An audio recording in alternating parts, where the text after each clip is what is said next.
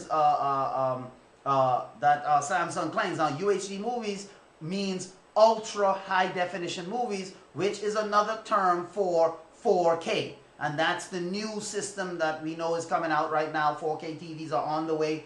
Some stores like Best Buy even actually have 4K sets inside that you can go and see. And they're saying this 5G will allow you to transfer data, stream movies in ultra high definition, and you need a lot of bandwidth to do that. So we're gonna see how and if Samsung really can deliver this. This is still a ways away.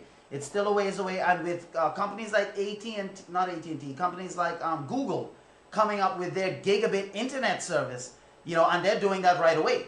They're doing gigabit internet service now. So it's not a stretch to think that the next thing will be a gigabit phone cell service, you know what I'm saying, for your cell phones and things like that. So this story by Samsung, which they are hoping to come up with, not hoping, but they're projecting that they will be the leaders in the 5G world for a while, which is good news, because those of us that are looking around, you're thinking, oh man, you know what I'm saying, am I gonna have to, is there gonna be another standard, you know, next year or something like that? Well, from all intents and purposes, no. 4G is gonna be around for a while, and because the reason why we had this stop in progression, because by now you would have companies saying 5G.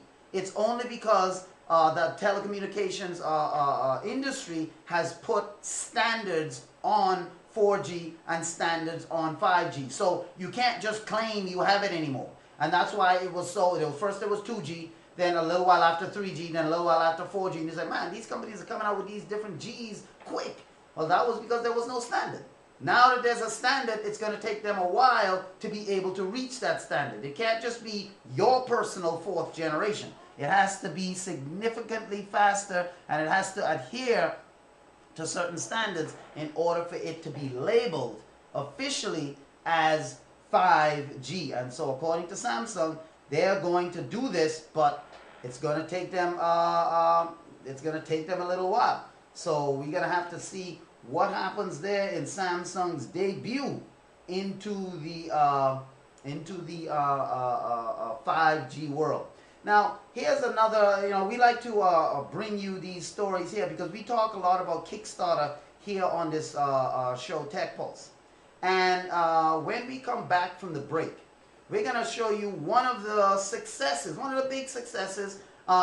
It's something that, you know, a lot of people got behind, and then, you know, it came out, and some people have mixed reactions with it, and this is just a little something that you can know when you're backing things on Kickstarter. So we're gonna take a quick break right here, and we're gonna come back. We're gonna come back in a few minutes. Well, not a few minutes, but we're gonna come back, and we're going to continue our talks here on Tech Pulse. So just stay tuned, and we will be right back after these messages.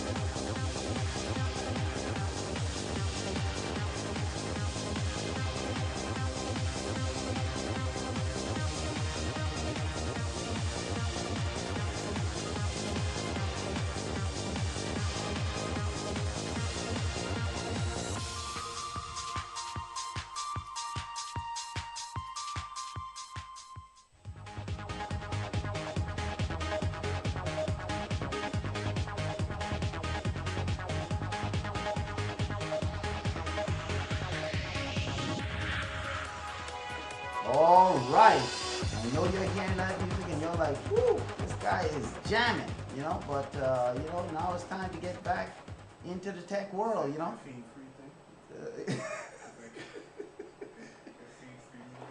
Oh yeah, that caffeine-free, crisp and clean with no caffeine. That's right. That's what the type of stuff we do here on Tech Pulse. Now, we're back and we're going to continue with.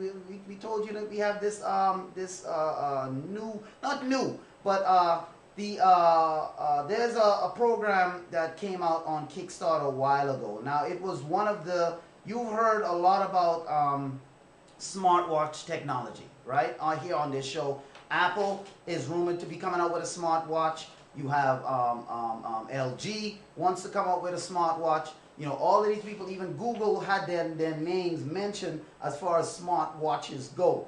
The next in wearable computing. Now we're in this era where wearable computing is what is where we're going. Computers that you can wear on you and do computing work. Now LG came out with a smartwatch back in 2009. Nobody cared, and that's why you probably don't even know that LG came out with a smartwatch. But there was a watch called the Pebble smartwatch on Kickstarter a while ago, and they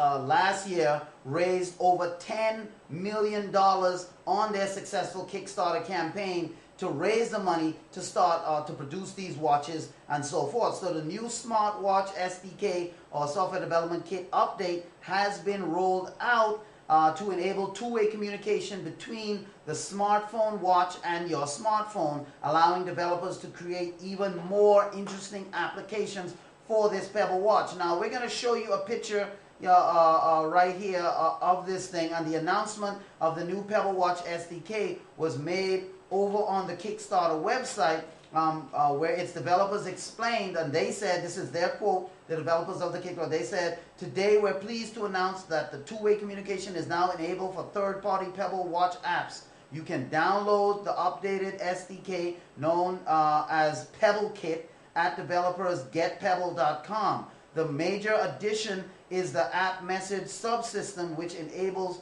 watch apps to send and receive data from a connected smartphone app. Be sure to install the latest Pebble firmware 1.10.2 as well. The update enables Pebble Watch developers to create various sorts of apps like remote control for internet-connected devices, multiplayer Pebble games, Foursquare, Facebook, Yelp, check-in apps, sports, weather news, traffic tickers, emergency beacon activator, deeper sports integration like skiing, hiking, surfing, tennis, soccer, all type of score-keeping stuff like that. And for more details on this, you have to go to the Pebble Watch SDK or the Pebble Kickstarter website for this. Now, the reason why I brought you this story is because Pebble Watch was one of those Kickstarter projects that actually came out.